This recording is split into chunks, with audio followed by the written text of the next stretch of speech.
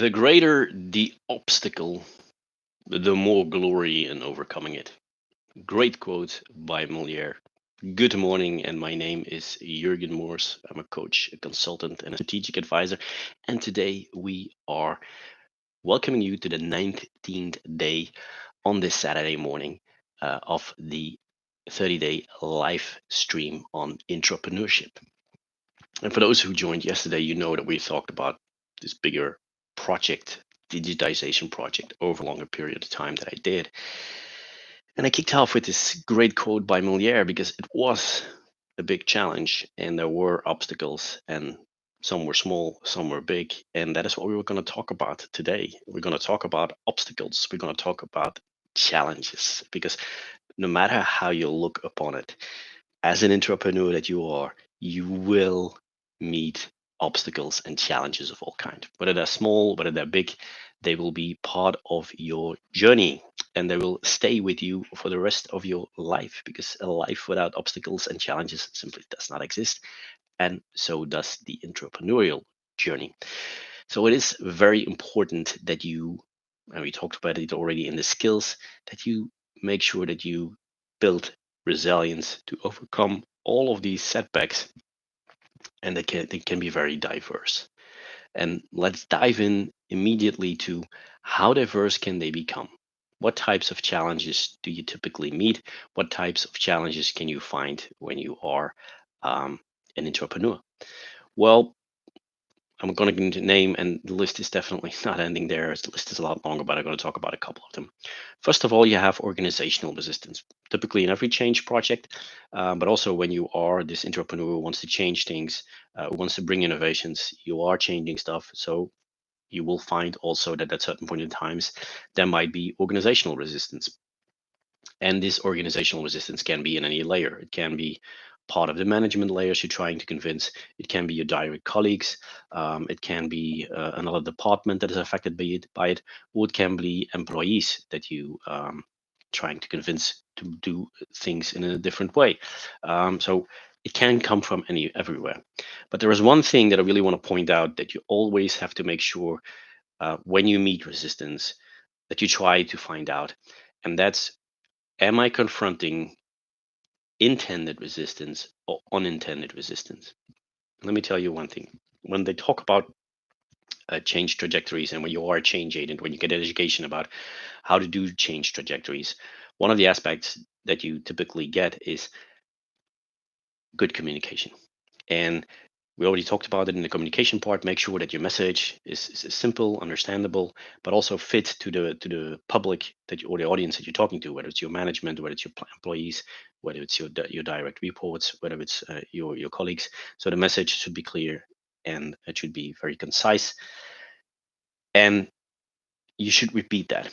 A lot of people sometimes with one time message, sometimes, especially a bigger picture, is not clear to a lot of people. So misunderstanding, miscommunication can be, or is probably, the biggest source for unintended resistance, meaning people resist, but because they haven't understood something, because they didn't get the bigger picture, because they didn't understood, got a clear view of what is in it for me, what does it mean for me. I call that unintended resistance, and that is something that you can solve with the right communication, with the right approach towards the change trajectory that you're actually going. But then you have something like intended resistance. And intended resistance is, for me, the project that you're bringing is chosen for whatever reason that you don't understand to resist the change. And the source of the resistance has nothing to do with your project. It can be because there's overall dissatisfaction in the company, whether it's just a political statement that people are trying to make, whether there's certain egos at work in this project. So it's intended, and it is intended resistance that has nothing to do with your project. And how you tackle this is completely different in comparison to how you should tackle resistance that is unintended and directly related to your project. Because intended resistance, you cannot solve this with additional communication about your project. because it has nothing to do with it. This plays in a different level, and sometimes the source is completely somewhere else than what are doing, and then it means you will have to reach out to other parts of your organization to help you in this area, or they should do their part in that area. So organizational resistance, challenge number one, that comes up a lot. Challenge number two is resource limitations. And every project that you will probably do, 90 to 95% of them will be resource limited. It can, of course, be money. That's typically what we think about when you have a long-term budget, or a budget or a project that runs over 3 years, and it's approved at the budget. Then typically you won't have this money constraint. But if you have this larger project like I have, that also was partially susceptible to approvals on a yearly basis, yeah, money could be constrained. So be aware, money is a potential constraint. Now, what I learned from the time when I was in Germany, where I worked for a separate daughter that was focusing mainly on innovation and also had his own venture capital funds. So we worked a lot with startup companies. Is that I learned from my colleagues in there that they avoided to over supply money. So why? They typically try to make it just enough or a little bit under that limit, because it makes people resourceful and more efficient. Where if you build something, or also for your project, sometimes it's okay to have the basics already ready and the basic strategy running before you start adding stuff. Whereas you oversupply and money is there, you start thinking and spending time and resources and a lot of details that a lot of times are not necessarily at the beginning. So oversupply of money is also not good. People, with more people you can do more stuff, but also there is a good balance. When you have too much people on a certain project, you will become inefficient. But when you don't have enough people, you don't get the basic stuff done. But when you're just not enough people, so meaning you need one or two people more to get better things done, then people also tend to become more resourceful and become more efficient with the third resource, and that's time. Because you and me, we all have the same amount of time. It's 24 hours a day. A certain portion of that we actually dedicate to a job, so time is always limited. So finding ways to be more efficient with your time is important. Doesn't mean that you have to do basic time management, because there are also some negative aspects in time management. But you should really consider, how do the projects benefit most with the time that I spend on it. The third thing is, especially for projects that are running longer and where a lot of people are involved, whether it's internal or external stakeholders, is maintaining a certain a certain flow balance for everybody, especially when things take longer and it takes a while before actually the results are clear. It is a bigger challenge to keep everybody on the same trajectory, to keep everybody focused. You will have to spend a lot more time on that. So that's also a challenge, to keep this balance and keep this flow ongoing for a longer period of time. And the last challenge that I want to talk about is something that will probably, especially when you do it a lot and you get more advanced at it, will keep on surprising you. Is that it's a huge challenge to often gain internal support and buy-in. Um, Sometimes when you have great ideas and you spend also a certain amount of time in external networks, you will sometimes be amazed of how much support and how much or how easy it is to bring people on board that are outside the organization than inside your own organization. It is, yeah, for me, it was always a breath or relief when I was bringing an idea externally when in comparison with internally, because it was always a battle of gaining this internal support. Until today, I have not figured out why. So I'm still puzzled by that. Um, yeah, maybe it has something to do with social proof. I don't know. Um, and one example was robots. I told you this story about how I brought everybody on board in the robot story, because I started from, okay, what do we see in nature? What are similarities between nature and the assets that we have? And then the complete crossover to, okay, now let's bring those robots that are looking exactly like in nature into our facilities. But the first time when I was talking about robots, everybody knew or was acquainted, of course, with welding robots that you typically see in a car manufacturing, and everybody's looking at me, robots? Are you going mad? Huh? So gaining internal support is sometimes really a challenge. Now, how can you, with these four challenges that I just named, how can you overcome those challenges? What are some strategies to overcome those challenges? Well, one of the things is, again, I talked about it before, is building your network within the organization, but also outside the organization, because you will see that there are always supporters in your own organization or outside your organization, people that are quickly there to onboard, that quickly believe in where you're going, that also see the picture that you are trying to paint. When you have a big network and a strong network, you can use those people as advocates inside the different silos, inside the different areas, whether it's in management, whether it's on your own level, whether it's with your employees. So you can use them as advocates for your projects, and also in helping to tackle some of those challenges, like getting internal support, getting additional resources. Like at the time, my boss was also my vice president was really convinced about what we were doing, so he was always doing everything that he could to make sure that I had enough resources, whether it was money, whether it was budget, whether it was people. So this definitely helps when you have that network. I talked about it already a lot. Communication, effective communication, it will be part of your life as an entrepreneur forever. So you better make sure that you have, or if you don't have them yet, that you start working on your communication skills for your ideas. You will also see that strategy for certain type of idea that may have worked 50 times for you will not work the 51st time, so, or the 51st time. So you will actually have to look at from, okay, how can I change my communication strategy? And sometimes it simply has to do with, yeah, the people are looking at it from a societal point of view completely different. So um, effective communication. And with that example, I also made the crossover to the third strategy is, yeah, we talked about it. We spent this one of the live stream days talking about it, adaptability and resilience. In any project, you will meet a lot of challenges, so you will need resilience to make sure that you're going to make it, and you need to be adaptable. Because with the example of the communication is one of the things. Yeah, one day you can use a strategy that always worked, and suddenly the next day it no longer works. So you need to be able to adapt your strategy, adapt your communication, adapt anything that you can come up with as a challenge. You need to make sure that you can handle it in an adaptable way. Now, let me come back to some of the challenges and relate to what I talked about yesterday. So, which one of those did I need? I'm really sorry.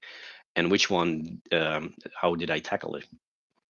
Um, when we talked about the robot that was walking in the spot robot from Boston Dynamics that I deployed in the wastewater treatment plant, I met with unintended resistance, and that was part because a certain amount of people did not really understand what the goal of that robot was. They thought that it was there to take away their jobs. It took me a while to explain to them um, that, look, the job that you're doing there, and it was especially with people that were with the organization for a long time. They said, yeah, but I've been doing this job for such a long time. Are you saying to me that I did a job that had no value? I said, no, it was always valuable in the setting that we had at the point in time. But now we are confronted with the fact that we have a lot more work to do. There are tasks that you are so qualified for that have a lot more value than just doing these checks. And yeah, you see it as well. We are building everywhere. We are growing. We get more and more responsibilities. We get more and more things that we have to do. So I can use that. I can use you and let this spot robot take care of the things that you took care of in the past. Very good. But now you have help and you can dedicate your time to something else. That took a little bit additional time. So in the beginning, there was some unintended. It was not big, but it was some unintended resistance. I also met with intended resistance. There were some people at a certain point in time when we were about 5 years in the trajectory of digitization transformation. Um, I could tackle a topic that had been bugging me for a while from point of view of HR, but also point of view from my people, where I said from, okay, especially older people, we are suffering under the fact that we have to work these full continuous systems. They had a rapid changing system, so they had to do night shifts a lot. It is not a healthy thing when you do this 20, 30 years. It's really an attack on your body and an attack on your health. So I took I took notice to that. I wanted to tackle that because it was a society aspect. Um, People were more and more also looking at, can we come and work in a two shift system. So instead of no longer doing the nights, only doing an early shift and a late shift, and rotating in that system. Um, a lot of the issues that we had at that time were miscommunications that we had with the day shift people that were only there during the day, and it was typically the engineering, the maintenance, my own part of my own crew, of the day crew, for instance, because this fast rotating three shift system, also a lot of the communication aspects were lost. So a two shift system also solved a lot of those issues. It would also help to make a different or a clear difference between people who are working on the pure operational aspect and people who you can dedicate to um, projects and maintenance aspects. So you could divide those tasks, make it also clear, and take away certain amounts of the multitasking, what is never well. So there were a lot of reasons to actually do this shift. But when I introduced it and showed how it could work and what it could work, I was confronted with some intended resistance of some egos who thought they knew everything better, and they knew, and they brought a lot of people in the resisting mode at that time. And you could see that after 2 or 3 weeks, a lot of people that first jumped on the wagon of the intended resistance started wondering why they did it and what was the true reason behind those who poked the fire. And I think a lot of people saw it was more about the um, the egos suddenly, instead of the overall and long term uh, vision for our unit.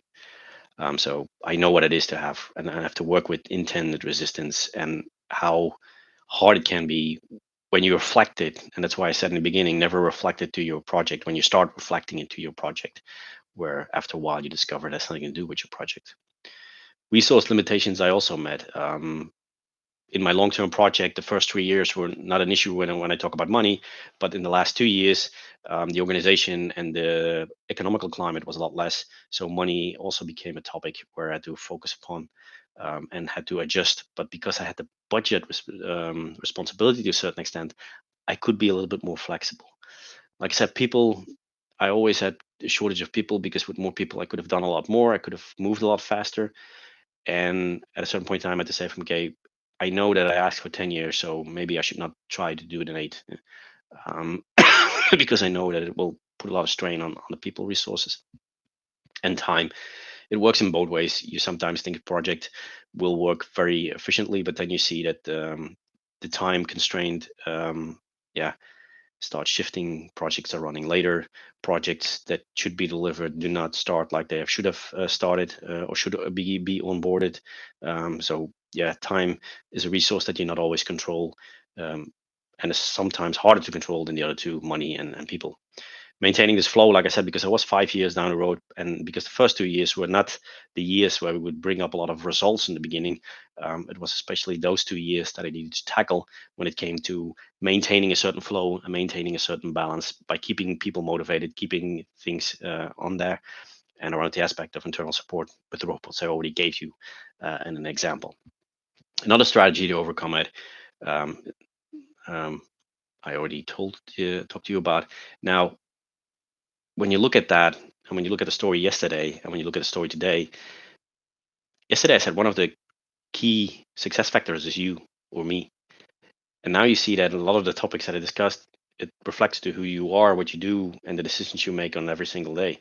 Because, like I said, you as an entrepreneur, you are a central person to drive all this forward, and it will never work without you. But that also means that you as a person always have to keep on having this growth mindset and having to make sure that you overcome these challenges, meaning you will have to continuously learn because you will adopt new technologies. There will be new problems that pop up, new communication issues that you suddenly seem to have, where you have a strategy that has worked for 15 years, and in year 16 it suddenly doesn't work anymore. um, you will have to enhance your problem solving skills, but especially because when you get a small problem or a small topic that you tackle in the beginning as an entrepreneur journey, on your entrepreneur journey, so often it's just the implementation, or it's the technology that you have to solve.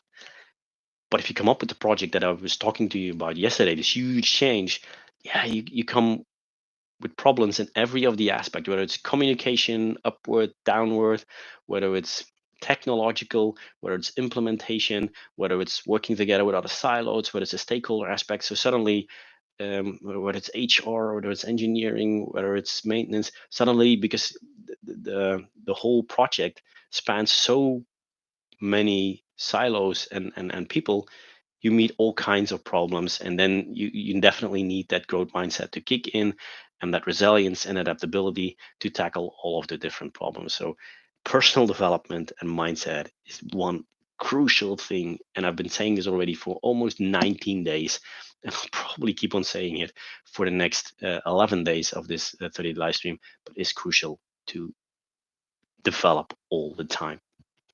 And that brings me to the end of this session about, okay, what are typically the challenges you will meet? How can you overcome them?